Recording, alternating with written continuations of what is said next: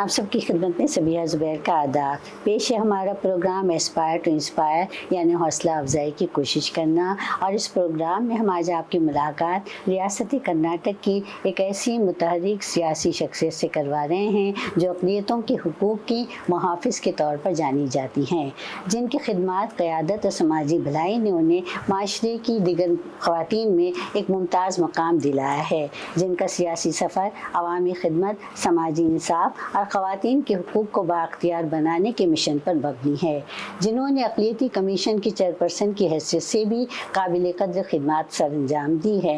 तो आइए मिलिए हमारी आज की मोअज़्ज़िज़ मेहमान MLC member of legislative council इज़्ज़त महाब मोहतरमा बिल्किस बानो साहिबा। इस बाहिम्मत और हौसलामंद शख्सियत का इस्तकबाल हम इन अशार से करते हैं।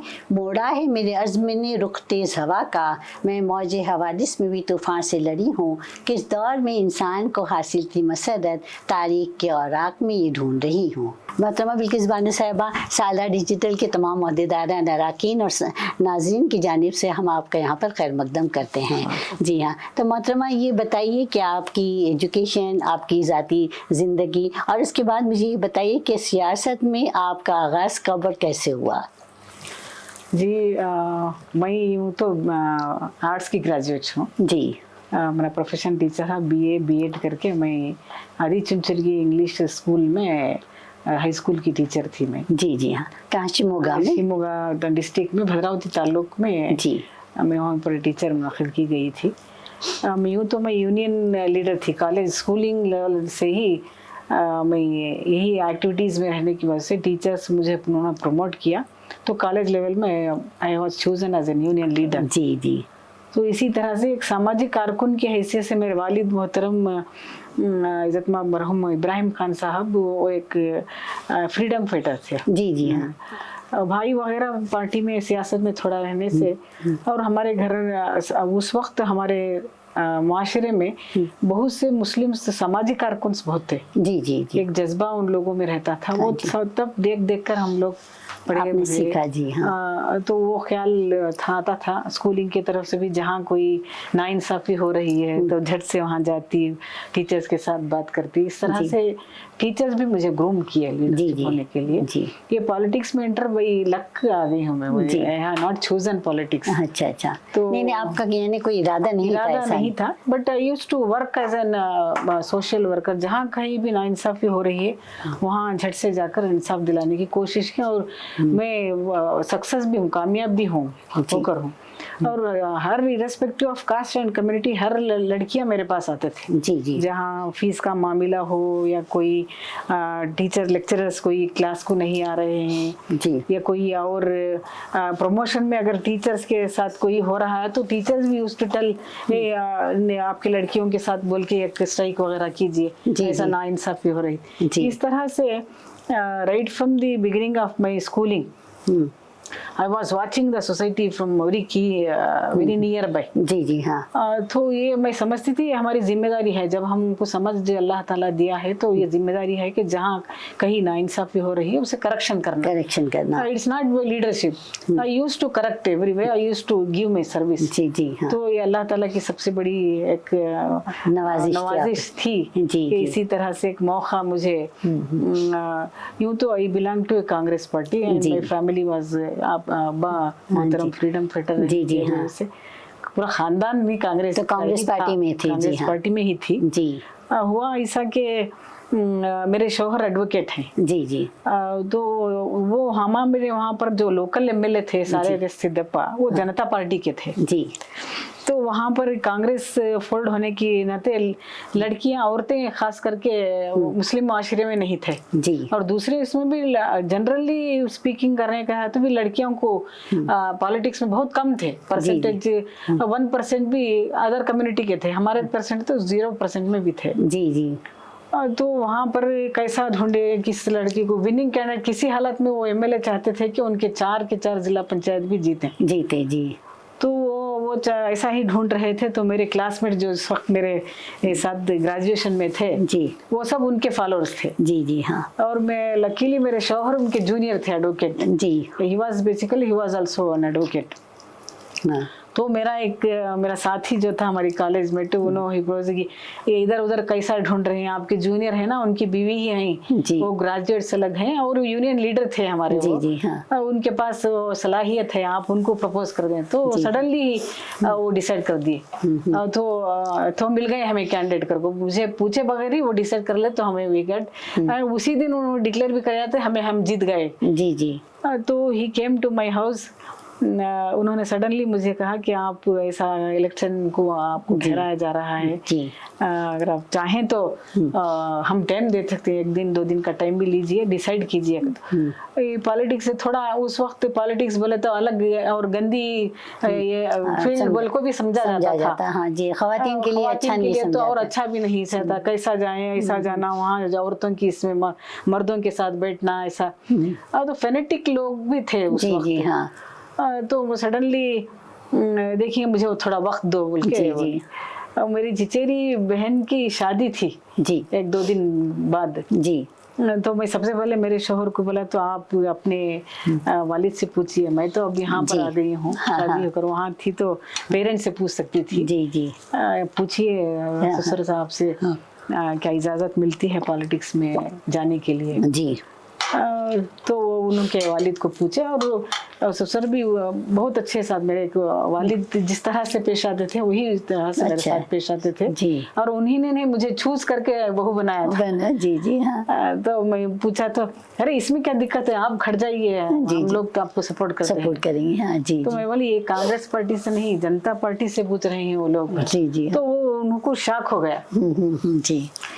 तो मैं क्या बोली, कैसा डिसाइड करना, मैं बोली जैसा आप बैठकर लोग वहाँ से डिस्कशन कीजिए, अगर आप लोग तमाम मिलके मुझे इजाजत देते हैं तो मैं एंटर होती हूँ, वरना मेरा प्रोफेशन है, I love my profession, teaching profession मैं खुद चूज की हूँ। जी जी। मेरा बहुत आगे तक फिर PhD करना, फिर ये बहुत बड़ा इरादा था मेरा। वेरी सडनली ग्रेजुएशन होते ही शादी हो गई, शादी होते ही 2-4 महीने में टीचर हो गए, इस तरह से बहुत I had a very busy schedule also right from my schooling. जी जी।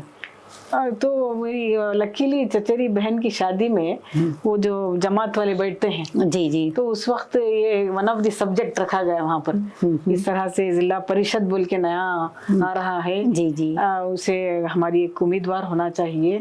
ऐसे MLA साहब आकर पूछ रहे हैं क्या करें, अरे कहाँ है भी कैंडिडेट को, तो आप ही के घर में है, हमारी बहू है बोल के एक मशवरा रखने के बाद मुझे उस वक्त का दिन जो है मेरी सियासी जिंदगी का सबसे पहला दिन यादगार दिन रहा हो। जी जी, यूनानिमसली डिसाइडेड, अरे हमें खुली इजाजत देते हैं हमारी लड़की को, चलिए अगर कांग्रेस में नहीं दे रहे हैं तो हम जनता पार्टी को चले जाएंगे पूरे मिल के। दे गिव मी परमिशन, और इस तरह से आप सियासत में आ गए। सियासी दौर शुरू हो गया। अच्छा मैडम, ये बताइए कि शिमोगा जिले पंचायत के सदर की हैसियत से आपने बहुत से काम किए, तो उन कामों के बारे में मुझे बताइए। काम नहीं बल्कि कारनामे में कहूँगी, तो उनके बारे में बताइए कि पंचायत के सदर की हैसियत से आपने क्या काम किया। तो उस वक्त पहला जो 1987 में जो है जिला परिषद था वो पंचायत राज में, जी, उस वक्त मुझे जिला परिषद के जो इसमें देयर वर 7 कमिटीज, जी जी, education committee, finance committee, planning committee, इस तरह से। तो मुझे एजुकेशन कमेटी की चेयरपर्सन बनाया गया था, जी जी, पहली मर्तबा। जी जी। तो उस वक्त मैं गर्ल एजुकेशन के लिए बहुत फोकस की, जी जी। तो I used to travel whole district, जी, वेरेवर स्कूलिंग में हमारे लड़कियों का एनरोलमेंट नहीं, उस वक्त लड़कियों को पढ़ाना भी एक अलग नजरिए से देखा था। बड़े बड़े सिटीज में ऐसा नहीं, पेरेंट्स भी एजुकेटेड रहते थे और वो पढ़ा भी थे, लेकिन बहुत से जो छोटे छोटे ताल्लुकात हैं खरियों में हैं, लड़कियों को क्या 2-4 क्लास पढ़ लिए तो भी, 4-4 जमात पर पढ़ लिए तो भी बड़ी पढ़ गई बच्ची, कुरान शरीफ पढ़ ली, कलमा नमाज सीख गई, तो शादी का दूसरा सोचते थे। जी जी। तो I used to watch that from my schooling. जी जी हाँ। क्या है ऐसा, वो अल्लाह का एक, ये मैं समझती हूँ कि वो जज्बा जो अल्लाह ताला उस वक्त डाला था, तो मैं उस वक्त मैंने फैसला किया कि सारी डिस्ट्रिक्ट में wherever schools are not there, wherever girls are not enrolling, तो मैंने एक तहरीक चलाई मेरी अपनी टीम लेकर, एनरोलमेंट ऑफ गर्ल्स का बोल के, माशाल्लाह हर जगह एनरोलमेंट हो गया। और उस वक्त as a education committee chairperson ने हर ताल्लुक में मैंने एक 50 से 60 स्कूल्स स्टार्ट की। जी, उस वक्त इख्तियारात तो हम ही था। ये कौन से साल की बात है मैडम? 87 की बात कर रही हूँ 87 की हो। जिला परिषद में जो है पूरा इख्तियारात जो हम ही को थे, स्टेट से परमिशन लेने की जरूरत नहीं थी। जी जी। प्राइमरी स्कूल का मेंटेनेंस, एस्टेब्लिशमेंट, हाई स्कूल का एस्टेब्लिशमेंट, मेंटेनेंस सब हम ही को था। जी जी। हमारी योजनाएं हम बना सकते थे, हमें क्या सारे इख्तियार थे। It was nothing but a decentralised government, district government के वैसा था। जी जी हाँ। तो वहाँ पर जा वजह मैंने स्कूल स्टार्ट किए और उसके साथ साथ स्कूल बिल्डिंग्स बनाए, यूरिनर्स बनाए। तो हमारी डिस्ट्रिक्ट स्टेट में सबसे फर्स्ट आ गई एजुकेशन लेवल में। तो उस वक्त के जो मिनिस्टर गोविंदा गौड़ा थे यहाँ स्टेट में, वो चिकमगलूर डिस्ट्रिक्ट के थे, प्राइमरी एंड सेकेंडरी एजुकेशन के मिनिस्टर वही थे जी। तो प्राइमरी स्कूल स्टार्ट करने के बाद ऐसा एक सुझाव आया कि there was a very demand for high school. जी जी। तो 7वीं तरह जमात तक पढ़ते बच्चे, खास करके अक़लियतों के बच्चे 7th स्टैंडर्ड तक पढ़ते। 8th स्टैंडर्ड को मीडियम ऑफ इंस्ट्रक्शन इंग्लिश और कन्नड़ा होने के नाते उनको ड्रॉप आउट हो जा रहे थे। जी जी हाँ। ये मैंने 1 साल तक इसका थोड़ा सी रिसर्च करने के बाद, थोड़ा एक्ट करने के बाद, पढ़ने के बाद मालूम हुआ कि हाई स्कूल भी हम भी दे सकते हैं। जी जी। तो वेरी नेक्स्ट डे मैंने 24 हाई स्कूल्स पूरे डिस्ट्रिक्ट में, हमारे 24 हाई स्कूल्स, उस वक्त के हमारे जिला पंचायत के प्रेसिडेंट जो थे चंदगिरी तालुक के, चंदगिरी और होन्नाडी शिवमोगा डिस्ट्रिक्ट को ही जमता था, अब जो दावणगेरे में है। जी जी हाँ। महादेव अज्जा बोल के एक चंदगिरी के प्रेसिडेंट थे, he was a very good, अच्छे प्रेसिडेंट थे। उन्होंने कहा कैसा करते हैं आप, आपके पास टीचर्स कहाँ से लाएंगे, बिल्डिंग्स कहाँ से लाएंगे? सर मुझे आप जस्ट हाँ बोल दीजिए, उसका सारा इंतजाम मैं करूंगी बोल के। I polarise the graduate teachers from the primary school. ओहो those who were graduates। जी जी। तो very freely and frankly I got graduates. अच्छा अच्छा। तो उनको लेकर, एक साइंस टीचर, एक आर्ट्स टीचर को लेकर, जहाँ पर प्राइमरी स्कूल थी एक कमरा लेकर, उसी वक्त वहाँ पर high school 8th standard start कर। जी जी हाँ। स्टार्ट करने के बाद पैसा कहाँ से लाएं स्कूल बिल्डिंग्स को? जाहिर बात है। तो I went to planning committee chairman को बुलाकर बातचीत करके I search where we can find the grant बोल के। जी जी। तो ये अनप्लान्ड जो ये था ग्रांट था, वो पूरा ग्रांट पोलराइज करके 26 हाई स्कूल्स भी कर सकते। जमाने में आपने इतना अच्छा काम किया, कर दिए उस वक्त। हाँ। उसके बाद टीचर्स को इनको ले लिया, पहली साल हो गया। हाँ। तो ये this was the work done only in Shivamogga district. जी जी।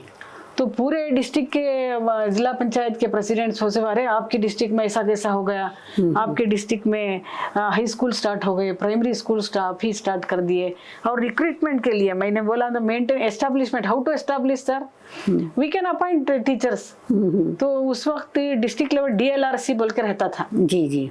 In those days in 80s district level recruitment committee रहती थी, उसके चीफ सेक्रेटरी प्रेसिडेंट रहते थे और DDP वाज द सेक्रेटरी। जी जी। तो मैंने अमेंड करके TLRCs बना दिया उसको, तालुक लेवल रिक्रूटमेंट टीचर्स। जी जी हाँ। That's too great, हाँ, जी जी। उस वक्त जो हमारे लड़कियां TCH कर थे, उन तमाम बच्चों को लेकर वहीं पर TLRC में कॉन्ट्रैक्ट टीचर्स को अपॉइंट कर दिया। अच्छा जी जी। उस जमाने में 2000 टीचर्स को मैंने अपॉइंट किया पूरे डिस्ट्रिक्ट में। माशाल्लाह, बहुत ही खूब। तो ये हाई स्कूल को कैसा भी है, ये यहाँ पर आपने अपॉइंट कर दिया, तो इनको कहाँ से लाते हैं टीचर बोले, तो ग्रेजुएट टीचर्स को पोलराइज कर दिए। तो ये सारे स्टेट में बवाल मच गया, सेक्रेटरीट में बवाल मच गया कि इस तरह से काम कर रहे हैं। मुझे I was proud to say that he used to call me an education minister. ओ हो वो हमारे महादेव थे बंदरू एजुकेशन मिनिस्टर, शिक्षण समिति ಬರ್ರಿ मंत्री ಅವರೇ। जी he used to call me। Ji ji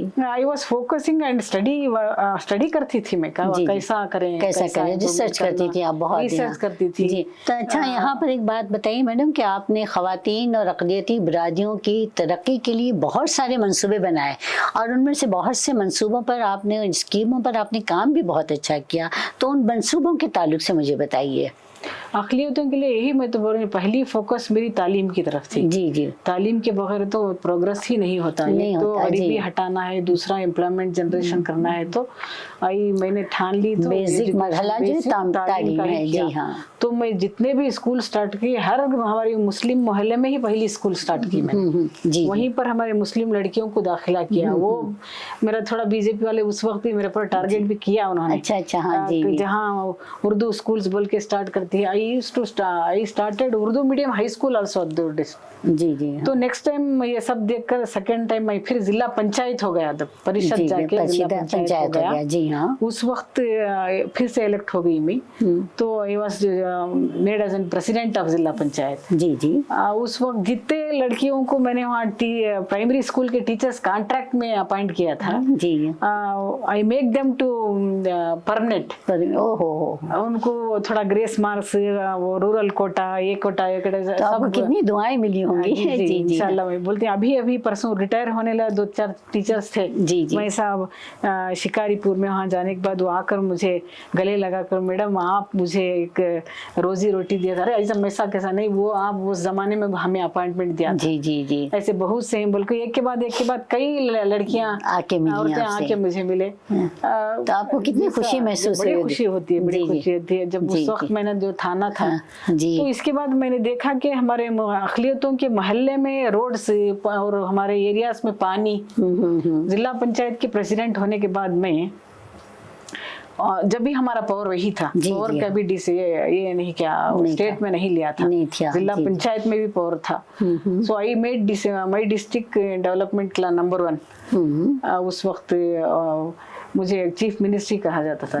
Frank with Shimoga जिला पंचायत की उस वक्त एजुकेशन मिनिस्ट्री, बाद में चीफ मिनिस्ट्री के वैसा काम कर रहे। मैं वहाँ पर आऊंगी क्योंकि अभी आपसे वही पूछना चाहूंगी कि अक़लियती कमीशन के चेयरमैन के लिए आपका इंतखाब कैसे अमल में आया? जी हाँ, क्योंकि इतने कामों को देखने के बाद ही जाहिर किया होगा, तो अब वो आप उसके बारे में बताइए।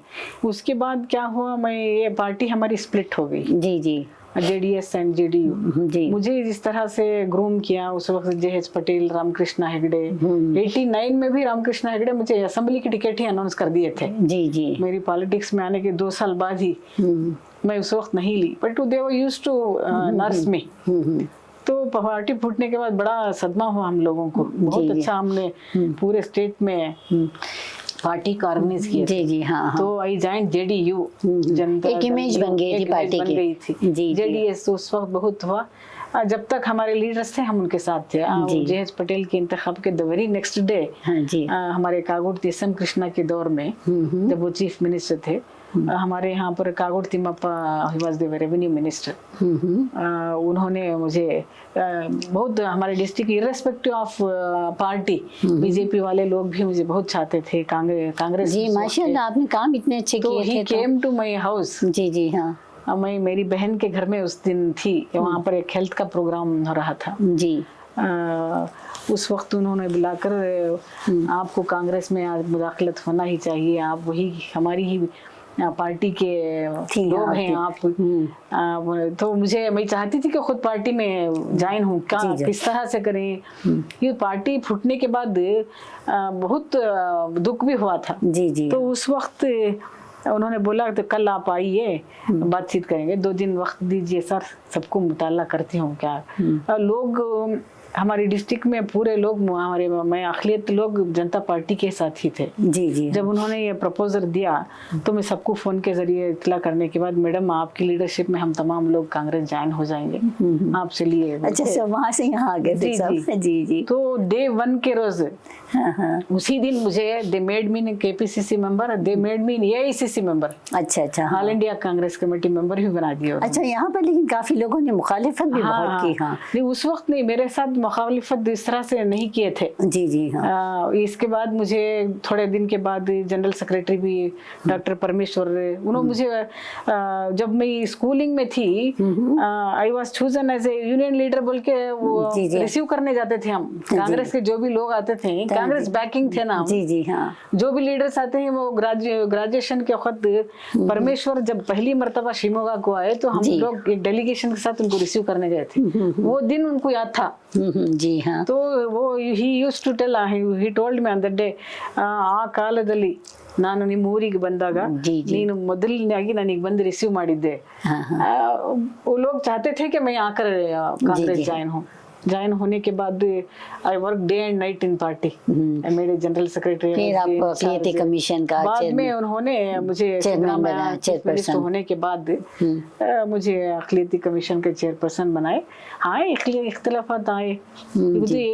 एक औरत को इतने मर्द हजरात की जब तैयारियां चलती रहती हैं, उम्मीद भी रहती है, तो एक लड़की को लेकर बना दिया जाता है। जी हाँ, वो जाहिर है हमारे माशरे में तो कॉमन चीज है। घर में भी किसी को एक मिलता है तो घर में बच्चे भी हमारे लड़ते हैं। जी जी, अगर कुछ में क्या भी परचेज करेंगे तो ये तो रहता है। लेकिन बाद में मुझे अच्छा कोऑपरेशन भी मिला। जी जी हाँ, सारी स्टेट से कोऑपरेशन मिला। तो मुझे इससे कोई एतराज भी नहीं। काफी आपने कर्नाटका पब्लिक कमीशन के चेयरमैन की चेयरपर्सन की हैसियत से भी आपने बहुत सारे काम किए। उस वक्त मेरा बड़ा चैलेंज ये था कि मैं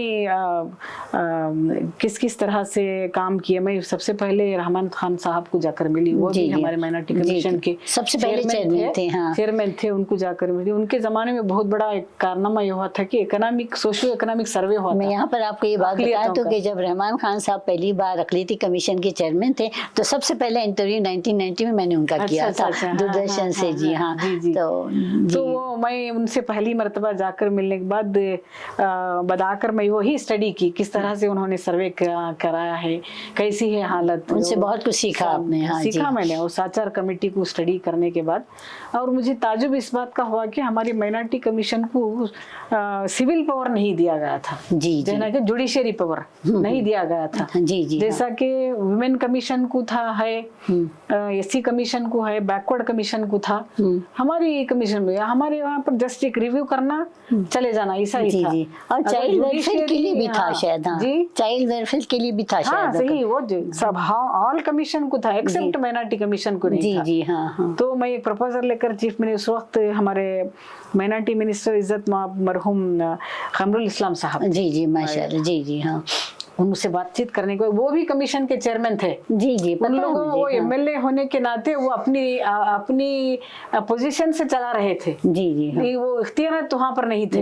जी जी, तो मैंने उनको बोला सर हम और आप रहते ही कर सकते हैं, अपनी पोजीशन के लिहाज से, अपनी सलाहियत से कर सकते हैं। लेकिन कोई दूसरा आए तो उसे पावर तो होना चाहिए। बिल्कुल, क्या करना है मैडम, जुडिशरी पावर लाइए सर। उस वक्त दूसरों को जैसा है इसको भी देना है। माइनॉरिटीज इतनी पॉपुलेशन है। जी हाँ, तो उन्होंने माना भी। तो आई टुक 6 months। जी जी, 6 months तक उसको पूरी तरह से स्टडी करने के बाद, पूरे कमीशंस को स्टडी करने के बाद, जी जी, तो बाकायदा सेशन में बिल काउंसिल को बिल गई, असेंबली को बिल गई। उस वक्त के लॉ मिनिस्टर जयचंद्र हैं। जी जी, सिरा के जो एमएलए हैं जयचंद्र थे, लॉ मिनिस्टर। उनके पास हर हफ्ता में जाती, क्या इतना तंग कर रही है, क्या होना सर। मेरे कमीशन में दूसरे कमीशन को है इस तरह का पावर, हमें नहीं है। बहुत इम्पोर्टेंट पावर है। गवर्नमेंट से इतनी ये स्कीम्स हैं, वो इम्प्लीमेंट करने के लिए कोई तो एक होना चाहिए। हाँ जी जी, जब तक हम उनकी लगाम हमारे हाथ में नहीं होती है, इम्प्लीमेंट नहीं करता। आप लोगों को मालूम उनका माइंड सेट कैसा रहता है। जी हाँ, तो 6 महीने दौड़ धूप करने के बाद it is unanimously passed bill. जी, जब अच्छा बिल पास हो गया, वो सबसे बड़ी मेरी सियासी दौर में खुशी का दिन था। सबसे बड़ी कामयाबी थी वो। जी, उसके बाद मैंने कोर्ट कंडक्ट करना शुरू कर दिया। जी जी, बाकायदा एप्लीकेशन, लोगों का तांता बना रहता था, एप्लीकेशन आते थे। Used to have every week used to have court चलाती थी। जी जी जी, बाकायदा ऑफिसर्स को समन करके बुलाते थे। जी, ये तो ये माशाल्लाह ग्राउंड लेवल पर जो काम होते हैं वो काम आपने बहुत अच्छे से किए हैं। अच्छा ये बताइए कि एमएलसी का इंतखाब कैसे अमल में आया? मैं जब अक़लियती कमीशन की चेयरमैन थी उसी वक्त मैं सिद्धरामैया से पूछा था कि मुझे एमएलसी बनाए, इसलिए कि मैं जिला पंचायत की प्रेसिडेंट होने के बाद मैं लोकल बॉडी एमएलसी को भी कंटेस्ट की थी वहां पर, जो म्युनिसिपल मेंबर्स, ग्राम पंचायत, वो सब जगह मैं 34 वोट में हारी थी। हाँ जी, सिर्फ 34। हाँ 34, इसलिए मेरे सामने एक रेबल भी 200 वोट लेकर था मेरे सामने, जो एक रेबल को भी कौन थे वो कैंडिडेट?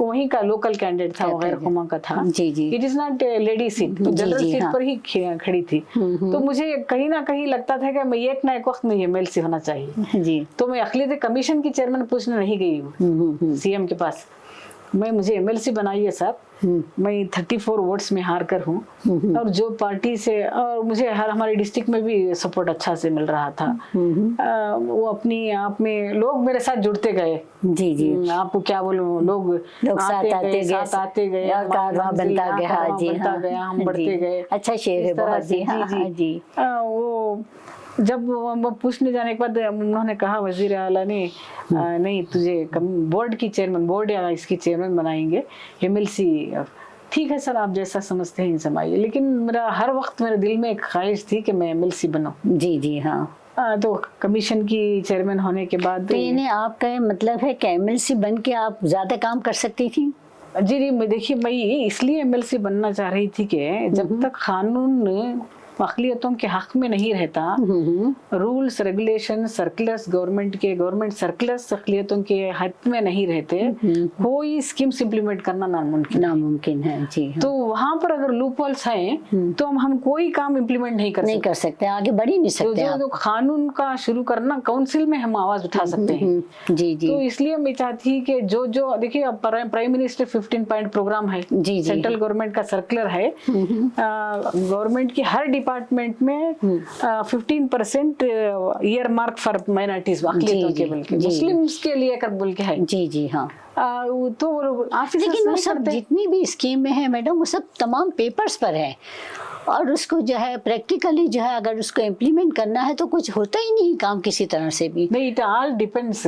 जी, जिस तरह से ये सबको ऐसा रहता है, the way how we move. जी जी। 87 में मैं 15 पॉइंट प्रोग्राम की मेंबर भी थी उस वक्त। जी जी पहले है। जी हाँ। मैं उस वक्त कहाँ लड़कियों हमारे खेतों में बोरवेल लगाने के लिए एक स्कीम थी हर मुस्लिम अक़लियतों के। जी जी। कितने बोरवेल्स लगाए, कितने गंगा कल्याणम में कराए, कितने स्कूल से, उस वक्त भी रिव्यू करती थी मैं। जी जी हाँ। तो ये सारा जो है मेरा एक्सपीरियंस है, मैं एमएलसी होके बहुत कुछ इस तरह से लड़ सकती हूँ। जी जी हाँ। ग्रांट देना अलग बात है, ग्रांट देना जब कानून ही हमारे हित में नहीं है तो ग्रांट कहाँ से ले सकते हैं। हाँ हाँ। तो ये गवर्नमेंट आने के बाद भी मैं पहली मर्तबा सीएम से जाकर पूछी, सर मुझे नहीं इस बात भी जिद मत कर, तुझे बोर्ड का चेयरमैन बोलेंगे, जो बोर्ड देंगे बोलेंगे वो बोर्ड, नहीं सर मुझे बोर्ड नहीं चाहिए मुझे। अच्छा अच्छा। हाँ, लास्ट टाइम मुझे कमीशन की चेयरमैन बनाकर, कैबिनेट रैंक देकर, और मैं जुडिशरी पावर लाने के लिए भी आपने साथ देकर पूरा मेरे तरफ से काम वहाँ हो गया है। इससे बड़ा पोस्ट बोर्ड कौन सा भी नहीं रहता। जी जी। ये तो बोर्ड में क्या चेयरमैन के हर डिस्ट्रिक्ट जाती, दौरा करती। हाँ, नहीं जिद मत कर ऐसा बोल रहे थे, तो वो मुझे पहले से ही जानते हैं। जी जी। तो मैं एक ही हट लगाई थी, तो उन्होंने बोला नहीं इस वक्त उमाश्री को दे रहे हैं, तो मत कर, तुझे बोर्ड चेयरमैन कौन सा अभी बोल, कौन सा दे? नहीं सर मुझे देना है तो एमएलसी ही दे दीजिए। अच्छा अच्छा। तो वरना मैं ऐसा ही पार्टी का काम करते जाऊंगी, वक्त अगर अल्लाह मेरे नसीब में लिखा है तो आएगा। ऐसा हुआ, वो मुझे मालूम ही नहीं कि जो काम देता गया था वो तेलंगाना की इलेक्शन के लिए इंचार्ज दिए थे। वहां पर हमारे डीके शिव कुमार मुझे जो कॉन्स्टिट्यूंसी में डाले थे, चीफ मिनिस्टर भी उन्होंने भी आकर वहां पर मेरा काम देखा, उन्होंने डिप्टी सीएम भी देखा, वो तमाम, और यहाँ तक कि खरगे साहब मुझे बहुत मुतासिर। जी जी हाँ। कागुड़ तिम्मप्पा साहब के वो बहुत साथी हैं ना, वो मैं उनके साथ बहुत मिलती थी करती, वो यूज्ड टू कॉल मी, मेरी शागिर्द है ये बोलते। जी जी जी। बहुत नजदीकी से, और हर वक्त बोलते क्या चल रहा है, क्या काम कर रहे हैं, औरतों के लिए क्या कर रहे हैं, अक़लियतों के क्या, वो साथ में एससीज के साथ मिलकर रहिए, हिदायत भी करते थे वो। जी जी। तो वो मुझे बहुत नजदीक से मेरे काम काज से मुतासिर थे। जी जी।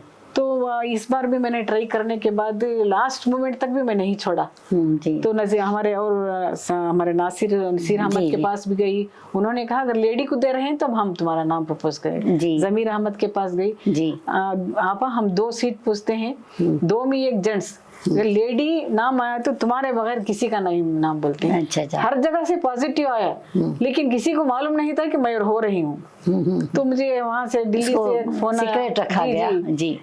लास्ट मोमेंट में हाई कमांड से डिसीजन होगा। चीफ मिनिस्टर को भी बुलाकर पूछने के बाद उन्होंने भी मेरी पॉजिटिव रिप्लाई देकर ही आए। जी, जी, हाँ। हर वक्त जाती थी उनके पास, देती तो हंसकर स्माइल करके खामोश रहते थे। तो पहला फोन जमीर अहमद साहब का आया। जुमा की नमाज पढ़कर बैठी थी, तो आपा मुबारक हो, आपका नाम चुन लिया गया है। जी। तो बाद दीदी के शुकुमार का आया। तो अकेली थी मैं यहाँ पर, नमाज से बैठकर अकेली थी, कोई नहीं था। बेंगलुरु में थी? बेंगलुरु में थी जी। पूरे इसके साथ आई थी, तैयार होकर एप्लीकेशन वगैरह ला कर आई थी।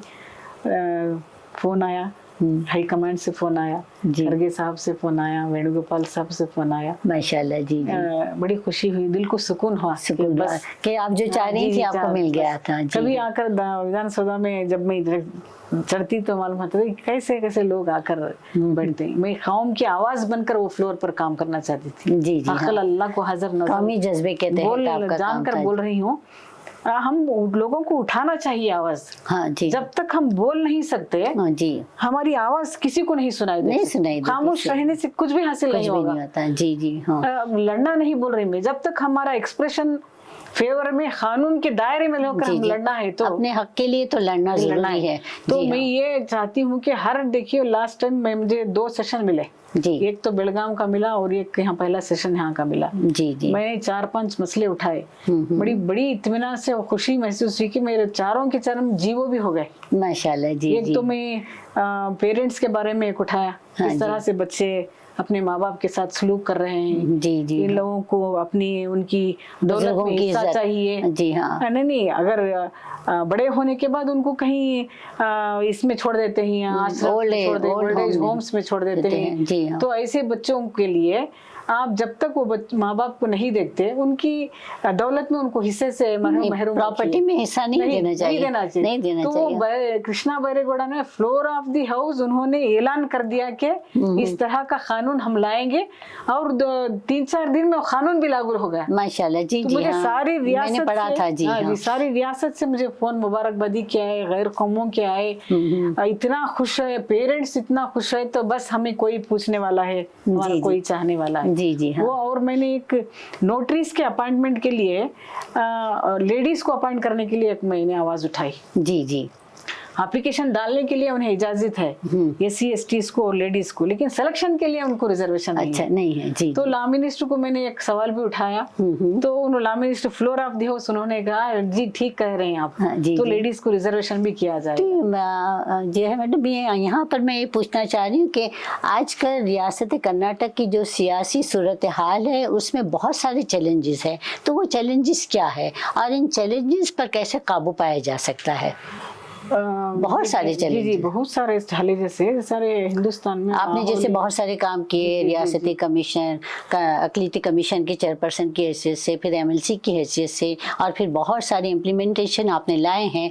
तो अब ये बताइए कि कौन से चैलेंजेस है और इन चैलेंजेस को कैसे काबू में लाया जा सकता है? जी, देखिए, कानून अक़लियतों के और पिछड़े तबके के साथ हमारी आइन में ऑलरेडी है। जी, जी। इसको हम लोग बचा लेना चाहिए। बचाने चाहिए। जी। इसके जरिए ही कॉन्स्टिट्यूशन में है, इसके जरिए ही हम अपने राइट्स को हासिल कर सकते हैं। जी, जी, हाँ। तो इसको किसके साथ कोई छेड़छाड़ नहीं कर सके, ये हम लोगों को देखना चाहिए। और वही नहीं कर रहे हैं ना। वही सबसे बड़ा चैलेंज है हमें लोगों के। देखिए, निकाब का मसला उन्होंने उठाया। जी, हाँ। राइट टू ड्रेस है वहाँ पर, राइट टू फूड है, राइट टू तमाम राइट्स। हाँ, तो ये जिस तरह से हम पहनना चाह सकते हैं पहन सकते हैं। ये हमारी अपनी मजहब के तहत पसंद है। जी, हाँ। तो उसके साथ उन्होंने छेड़छाड़ किया। अब ये जो हिंदुस्तान में जो जिस तरह से भाजपा की हुकूमत बैठी है, जी, हाँ। जिस तरह से हमारी रियासत में भी पहले इससे पहले बैठ गई, जी, हाँ। वो चाहते हैं कि माइनॉरिटीज फ्रैगमेंट हो जाए। जी, हाँ। बिल्कुल ना खत्म किसी कर तरह देना से चाहते कोई हैं, जी हाँ। और वो चाहते फिर हैं कि ज़बान का दूसरे- मसला लाया हाँ, गया, उर्दू ज़बान का मसला लाया फूड गया। का मसला लेकर जी, घर जी आ गए हाँ, वो, जी हाँ, और हलाल। खाना हलाल हाँ, कट जी हाँ। रहा, वही ऐसा जी हाँ। वो झटका कट के नहीं, ऐसा, यहाँ पर ये एक बहुत बेजरूरी चीजें हैं। अहम बात पूछना चाहती हूँ मैडम कि उर्दू ज़बान को तो जड़ से ख़त्म कर देना चाहते हैं, और अभी सुप्रीम कोर्ट ने जो फैसला ये किया कि उर्दू जो है हिंद आर्य ज़बान है और हिंदुस्तान की सब कौमों के लिए है। अब जैसे हिंदी हिंदुओं के लिए नहीं और उर्दू मुसलमानों के लिए नहीं, बल्कि एक ऐसी ज़बान है जो सबके लिए है। जी, जी, जी, उसके बावजूद भी बाज़ लोग ऐसे हैं जो उर्दू पढ़ने लिखने वालों को कठमुल्ला कहते हैं। जी जी जी जी। देखिए, इसको उर्दू जुबान को बहाल रखने के लिए दूसरे कौम के लोगों से हम गिला नहीं करना चाहिए। नहीं करना चाहिए, जी हाँ, बिल्कुल यूं सही। तो कहा जाता है कि हिंदुस्तान की जमीन जुबान है हिंद आ रही है, जी हाँ। लेकिन ज्यादातर 75% मुस्लिम्स की ही जुबान कहा जाता है जी, जी हाँ, इनडायरेक्टली। वो तो है। तो आज ऐसा माहौल हो गया है, हमारे खुद लोग उर्दू पढ़ना नहीं चाहते, नहीं चाहते हैं वो। अपने बच्चों को उर्दू स्कूल्स को भेजना नहीं नहीं चाहते। चाहते नहीं, इसलिए तो नहीं भेजना, इसलिए नहीं भेजना चाहते मैडम कि उर्दू स्कूलों का इंफ्रास्ट्रक्चर बिल्कुल ठीक नहीं है। उर्दू के बहुत सारे असातिज़ा हैं, उनको अभी तक के बेरोज़गार हैं, उनको वहाँ पर जॉब नहीं दिया गया। स्कूलों में असातिज़ा की कमी है। उसके बाद उर्दू स्कूलों में कंप्यूटर के कोई भी टीचर्स नहीं है, वहाँ पर नहीं कंप्यूटर की लैब कोई है। तो जब तक कि जो सोशल मीडिया आजकल कंप्यूटर वगैरह पर चलता है, तो ये जब तक ये चीज़ें नहीं होंगी तो उर्दू स्कूलों के कहाँ से चलेगी वो? ये तमाम चीज़ों का जायज़ा लेते हुए हमारे अखिलियत मिनिस्ट्री इज़्ज़त माब ज़मीर अहमद साहब, नसीर अहमद साहब की उनकी एक रिकमेंडेशन के साथ, जी जी हाँ, इसका आप जो बोल रहे हैं सही है वो, जी जी, लेकिन सिद्धरामैया की हुकूमत ने बाकायदा टीचर्स के अपॉइंटमेंट हुए हैं। अच्छा, इस अच्छा। बार भी 2000 टीचर्स अपॉइंट कर, फिर इस बार कर रहे हैं। परमानेंट टीचर्स के अपॉइंटमेंट के साथ साथ गेस्ट टीचर्स भी ले रहे हैं। जी जी हाँ, और जहाँ पर हमारे बड़ी खुशी बच्चों की की बात है, हाँ, जी जी हाँ। गेस्ट टीचर्स का है, और मैं ये देख रही हूँ कि हमारे लड़कियां भी गेस्ट टीचर के तहत आकर भर्ती जी जी हाँ, हो जाए, और इंफ्रास्ट्रक्चर भी दे रहे हैं। जी जी, इस बार है। और जहाँ हमारी उर्दू स्कूल्स फेल हो रहे हैं, वहाँ पर हमारी माइनॉरिटी डिपार्टमेंट की तरफ से मौलाना आजाद स्कूल खोला जा रहा है। अच्छा अच्छा, कहाँ फुल पर? फ्लेज हर जगह में, हर डिस्ट्रिक्ट में, हर ताल्लुक में एक मौलाना आजाद स्कूल है। जी, वो पिछली हुकूमत में शुरू किया। इस बार के हमारी जमीर अहमद की जो उनकी मिनिस्ट्रीशिप में जो है माइनॉरिटी रेसिडेंशियल हॉस्टल्स स्कूल्स और मौलाना आजाद स्कूल्स, इस तरह से जा बजा हर डिस्ट्रिक्ट में, हर तालुक में खोला गया है। नहीं, वहाँ पर बच्चों की तादाद भी ज्यादा है, वो इंफ्रास्ट्रक्चर भी है। अच्छा अच्छा हाँ, नहीं अभी हाल ही में जो है 5 IAS ऑफिसर ने मिलकर जो है उर्दू स्कूलों, उर्दू मीडियम स्कूलों के बारे में एक 400 पेजेस की एक रिपोर्ट तैयार की है, और वो रिपोर्ट वो जो है अब सिद्धरामैया के पास पेश की जाने वाली है। अब उस दिन मीटिंग हो रही थी तो वहाँ पर मैं भी मौजूद थी, तो ये लेकिन उसके बावजूद भी बहुत सी शिकायतें हैं कि उर्दू मीडियम स्कूलों की तरफ से हुकूमत का रवैया बहुत ही मुतसाबाना है। देखिए, मीडियम ऑफ इंस्ट्रक्शन अगर आपको बोलते हैं तो खुद हमारा माशरा as a whole medium of instruction की लैंग्वेज पढ़ना वो चाहते हैं। साथ साथ यहाँ की एडमिनिस्ट्रेटिव लैंग्वेज कन्नड़ा है, कर्नाटक की लैंग्वेज। हमारे बच्चों को कन्नड़ा भी पढ़ना चाहिए, बिल्कुल चाहिए, और इंग्लिश भी आना चाहिए। तो पहले हमारे दौर में और आपके दौर में भी ट्राई लैंग्वेज फार्मूला था, लेकिन इस बार डुअल लैंग्वेज, दो बाई लैंग्वेज फार्मूला है। तो इसलिए अब हमारी जिस तरह से आपने बोला, उन्होंने एक पेशकश की सिद्धरामैया साहब से, वजीर आला से, तो मैं चाहती हूँ कि बच्चों को जो प्राइवेट स्कूल्स में, मैं एक मशवरा भी दिया है हमारे एजुकेशन मिनिस्टर मधु बंगारप्पा साहब को, ज्यादा से ज्यादा हमारे बच्चे इंग्लिश मीडियम स्कूल्स में भी जा रहे हैं, प्राइवेट स्कूल को जा रहे हैं। मैं हमारी उर्दू जुबान को बहाल रखना चाहती हूँ, इसलिए मैं एक सर्कुलर निकालने की उनसे दबाव किया है। वहाँ पर एक उर्दू लैंग्वेज के लिए सब्जेक्ट स्टार्ट कीजिए। हमारे बच्चे उर्दू भी वहाँ पढ़े, तो उर्दू हमारी तहजीब से, अगर हमें तहजीब मिलती है, बच्चों को सीखते हैं तो उर्दू जुबान से ही सीखती है। तो ये सब मिलकर काम करना चाहिए उर्दू की फरोग के लिए, बहाल रखने के लिए। जी जी हाँ, टीचर्स भी करना चाहिए, पेरेंट्स भी करना चाहिए। पेरेंट्स खुद चाहते हैं, लेकिन एक लैंग्वेज की हद तक सिखाना चाहते हैं। बिल्कुल बिल्कुल, मीडियम ऑफ इंस्ट्रक्शन को पेरेंट्स नहीं, सिर्फ हुकूमत पर ही हमको दारोमदार नहीं होना चाहिए, बल्कि खुद भी कुछ करना चाहिए जी। इंशाल्लाह देखेंगे वो रिपोर्ट में भी उन्होंने क्या किया है। मेरी तरफ से जो काम करना चाहिए इंशाल्लाह जी जरूर। हाँ, अच्छा मैडम, ये बताइए एक आखिरी सवाल आपसे यहाँ पर, ये पूछना आखिरी नहीं, उससे पहले का सवाल कि अक़लियतों के हुकूक के तहफ़्फ़ुज़ के लिए आपने बहुत सारे काम किए हैं, आइंदा के अब आपके क्या मंसूबे हैं? देखिए अब मनसुमई अभी हेल्थ मिनिस्ट्री की सेक्रेटरीट से बात कर आई। जी जी। तालीम के मैदान में बहुत अच्छा काम हो रहा है और हमें भरोसा भी है। हमारा माइनॉरिटी डायरेक्टरेट होने के बाद जी primary secondary up to junior college तक हमारे बच्चों को अच्छा free and very good education is available. जी जी। तो मुझे अब हेल्थ के ऊपर थोड़ा काम करना चाहिए। जी हाँ। जहाँ पर हमारी अखिलियत है वहाँ पर हॉस्पिटल्स की जरूरत है। तो ये दौरा हम पूरे रियासत में करने के बाद गवर्नमेंट को एक पेशकश करना भी चाहती हूँ मैं। मेरा नेक्स्ट सवाल भी यही है, where there minority thickly populated है वहाँ पर क्या हॉस्पिटल है या नहीं है। सेहत के ऊपर भी काम करना बहुत जरूरी है। तो ये मेरा अगला कदम सेहत के लिए काम करने का है। और बेसिक कम्युनिटी तो ऑलरेडी चीफ मिनिस्टर सिद्धरामैया होने के बाद चीफ मिनिस्टर कॉलोनी डेवलपमेंट बोल के एक प्रोग्राम उन्होंने स्टार्ट किया। जी जी। उसके जरिए हमारी माइनॉरिटीज के मोहल्लों में रोड्स, पानी की सहूलत सब किया जा रहा है। जी हाँ, सब किया जा रहा है। और मैडम एक और बात कि माइनॉरिटीज के जितने भी बेरोजगारी के लिए, अनएम्प्लॉयमेंट के लिए भी जरा तवज्जो देनी चाहिए, क्योंकि हमारी माइनॉरिटीज नौजवान बहुत ही रोजी के जो है तलाश में रहते हैं और उनको कोई रोजगार अच्छा नहीं मिलता है।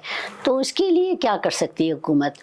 देखिए रोजगार के लिए थोड़ा मैं ये 3 फहरिस्त में मैं एक हमारे माशरे को देखना, ये तो हाईली क्वालिफाइड, ये मिडिल क्लास है, लोअर क्लास ये तबका ज्यादा जो मिडिल क्लास का है वहाँ के घरों का माहौल ऐसा होता है, सुबह उठते ही बच्चों के छोटे छोटे बच्चों के साथ हमारे पेरेंट्स डिस्कशन, माली हालत की डिस्कशन करते हैं। जी जी हाँ। अपनी समाजी हालत के लिए डिस्कशन करते हैं। वो छोटे छोटे बच्चों के 8-10 साल के बच्चों के दिमाग के ऊपर असर पड़ता है कि किस तरह से कमाया जाता है, किस तरह से पैसे कमाए जाते हैं, किस तरह से हमारे घर को उनकी सोच वैसी बना दी जाती है, वैसी बना। लेकिन हिंदू फैमिली में, दूसरे कम्युनिटीज के फैमिली में ऐसा नहीं है। जी जी। मैं ये कमीशन की चेयरपर्सन होने के बाद भी देखते आई हूँ। जी जी। सबसे पहले चैरिटी बिगिंस विथ होम से होना चाहिए। हमारे बच्चों को माहौल घर से अच्छा मिलना चाहिए। बच्चे छोटे छोटे बच्चे 8-10 साल के बच्चे स्पानर लेकर गैरेजेस को जाना शुरू कर देते हैं और वो साइकिल शॉप रिपेयरी कराने के लिए स्कूल से निकाल दिया जाता है। वो चाहते हैं कि बच्चा सुबह से शाम तक जाकर कमा कर उनके हाथ में ला कर दे, वो उसमें बहुत इत्मीनान महसूस कर सकते हैं। जो ये उनका आइडिया है इसे चेंज करना है, सोच बदलनी है। इसलिए मैंने एक मशवरा बजट प्री बजट मीटिंग में दिया। गर्ल्स एजुकेशन आजकल हाई लेवल पर है। जी जी। बॉयज एजुकेशन का ड्रॉप आउट कम है। जी जी हाँ। इसलिए मैंने किया तो ये हालत ये बिकॉज ऑफ दिस रीजन, ये घर के माहौल के इससे लड़कों में जो ऐसा शऊर पैदा हो रहा है, मैं भी कमाना, मैं भी अम्मी के हाथ में लाकर पैसे देना, अब्बा को इस तरह से हेल्प करना। यहाँ तक कि मैंने मैसूर में एक हॉस्टल विजिट की थी कमीशन की। एक 12 साल का बच्चा, जी he was in 8th standard की, 12-13 साल का बच्चा, इतना ज़हीन है। उस बच्चे को मैंने बातचीत करने के बाद क्या इतना चालाक है, क्या कर सकते हैं, मैं SLC के बाद कहीं ITI, इतना ज़हीन है ना आगे पढ़ सके। नहीं मैडम, मैं कमा कर मेरी बहन की शादी करना। 8th स्टैंडर्ड का बच्चा, इस तरह से माइंडसेट हमारे बच्चे करते हैं। जी जी। तो ये जो है हम चेंज करना है, तो बाकायदा काउंसलिंग होना चाहिए, माइनॉरिटी कमीशन हो। काउंसलिंग के लिए मैडम आप लोग अपनी तरफ से जो है पॉलिटिकल पार्टीज की तरफ से इसका इनेकाद कीजिए ना, अच्छे लोगों को बुलाइए ताकि इन माँ बाप से, वालिदैन से बात कर सके और उनके माइंडसेट को बदल सके। इंशाल्लाह वो करना है। ये काम बहुत ज्यादा जरूरी है। असातिज़ा के लिए तरबियत गाहों का इंतजाम होना जरूरी है, तरबियती वर्कशॉप होनी चाहिए, उनको बताना चाहिए कि स्कूलों में बच्चों को किस तरह से पढ़ाया जाता है। सिर्फ पढ़ाया नहीं जाता बल्कि उनकी अखलाकी तरबियत कैसे की जा सकती है। तो इन सब के लिए गवर्नमेंट लेवल पर, पॉलिटिकल लेवल पर आप लोग काउंसलिंग का इंतजाम करें मैडम, ये मेरी आपसे गुजारिश है। जरूर करेंगे। ये one of the prime work of minority commission is counselling है। काउंसलिंग होनी चाहिए। उस वक्त भी किया जाता है, इस वक्त भी वो चेयरमैन जो खान साहब हैं वो भी कर रहे हैं।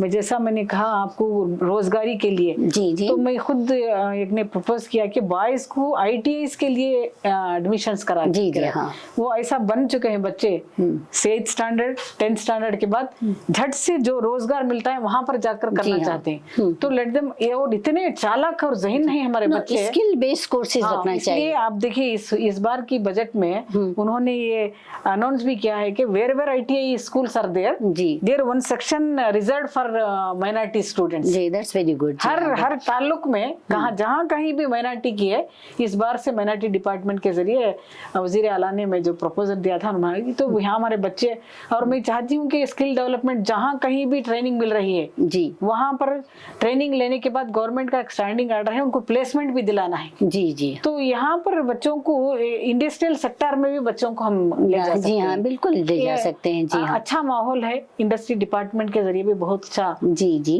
इंतजाम किया गया है। बच्चे खुद बोल रही हूँ ना मैं, अपने पेरेंट्स की भी जिम्मेदारी बनती है कि जहाँ पेरेंट्स की सबसे बड़ी जिम्मेदारी बनता है पेरेंट्स की और असातिज़ा की सबसे बड़ी जिम्मेदारी है कि बच्चों की सोच को बदला जाए, उनके माइंडसेट को ठीक किया जाए। अच्छा मैडम, एक आखिरी सवाल, आप हमारे नाज़रीन को, खास तौर पर ख़वातीन को क्या पैगाम देना चाहेंगी, वो ख़वातीन जो सियासत में शामिल होना चाहती हैं? ये अच्छी बात है, सियासत में औरतों को आना जरूरी है। जी जी, ये कि सियासत को समाजी खिदमत का मैदान समझना चाहिए। जी बहुत खूब। जी ऐसा हाँ, नहीं है कि यहाँ पर पैसे कमा सकते हैं, जी यहाँ पर नाम कमा सकते हैं, नाम तो अपने आप जब सही काम करे तो नाम अपने आप हो होता जाता है। तो बहुत अच्छा है सियासत जो है, काम करने के लिए बहुत अच्छा फोरम है। अगर पावर के साथ हम खिदमत करते हैं तो बहुत से मौके मिल सकते हैं, और क्वालिफाइड लोग आना चाहिए। जी जी हाँ, पढ़े लिखे लोग अपने आप को सियासत से दूर रखना चाहते हैं। जी जी हाँ, अब थोड़ा आ रहे हैं, लेकिन पिछले 8-10 साल पहले ऐसा था कि हमें इससे क्या लेना देना, ऐसा है। ये दौर ऐसा नहीं है, रिजर्वेशन है, जहाँ हमें रिजर्वेशन लेडीज का मिलता है, हमारे लेडियों को, हमारे अखिलती औरतों को चुनना पड़ता है हमें लोगों को। वहाँ ऐसा होता है कि जो मर्द हजरात हैं पॉलिटिक्स में, उनके बीवियों को लेकर खड़ा करते हैं। जी जी, ऐसा होना नहीं चाहिए। हमारे औरतों को खुद सामने रहते हैं, बीवियों को जे नाम पे मिलते नहीं है, इसलिए उनकी कोई गलती नहीं है। अगर कोई विनिंग कैंडिडेट हर पार्टी देखना चाहती है तो कहाँ मिलेंगे, कहाँ ढूंढने जाएं, तो झट से करते हैं सो एंड सो उनकी वाइफ है, उनको खड़ा कर दीजिए। वही पॉलिटिक्स में वो करते ही, वो घर में ही रहने। ऐसा नहीं होना चाहिए, औरतों को आना चाहिए, बिल्कुल सियासत में आना चाहिए, एजुकेटेड लेडीज को आना चाहिए। और हमारे माशरे का जो हमारी जिम्मेदारी है, जी जी, मैं समझती हूँ कि ये भी एक ज़कात, खिदमत जो करना, ये भी एक ज़कात है। जरूरी नहीं है कि माली हालत का ही, हमारी सोच की ज़कात निकालिए, हमारे खिदमत की ज़कात निकालिए।